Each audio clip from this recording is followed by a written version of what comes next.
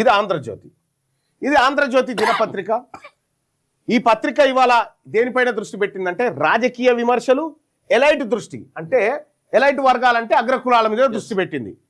ఇక ప్రధాన అంశాలు ఏమున్నాయి ఇవాళ ఆంధ్రజ్యోతి దినపత్రికలో అంటే ప్రభుత్వ వైఫల్యాలు, రాజకీయ విమర్శలు, ఎడిటోరియల్స్ ఎక్కువ. ప్రధానంగా ఉన్నటువంటి అంశాలు ప్రభుత్వ వైఫల్యాల గురించి మాట్లాడింది, తర్వాత రాజకీయ విమర్శలు చేసింది, ఎడిటోరియల్స్ కూడా ఎక్కువ ఉన్నాయి అటు ఇవాళ. ఇది ఆంధ్రజ్యోతిలో ఉన్నటువంటి అంశం. అయితే ఇదేమైనా పక్షపాతంగా ఉందంటే ప్రభుత్వ వ్యతిరేకంగా ఉంది. ఇవాల్టి పత్రిక ప్రభుత్వానికి వ్యతిరేకంగా ఉంది, కానీ సామాజిక న్యాయం కేంద్రంగా కాదు. మన గురించి అంటే బీసీ ఎస్సీ ఎస్టీ వర్గాల తరఫున ప్రభుత్వాన్ని ప్రశ్నిస్తలేదు, రాజకీయ విమర్శలకు దిగుతా ఉంది అన్నట్టు. ఆమె ప్రయోజనాలు అంటే సొంత పత్రిక ప్రయోజనాల కోసం, అగ్రకులాల ప్రయోజనాల కోసం మాత్రమే వ్యతిరేకంగా ఉంది.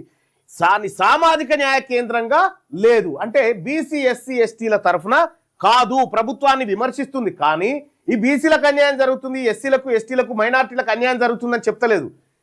రాజకీయ వ్యతిరేకతను కనబరుస్తా ఉంది, రాజకీయ విమర్శలు చేస్తా ఉంది. అంతే. సుబ్బారెడ్డికి పదవి ఉంటే సుబ్బారావు గారికి రావాలి కదా, అట్లయితే, కానీ కిందున్న సుబ్బయ్యకు రావాలని చెప్తలేదు గట్ల.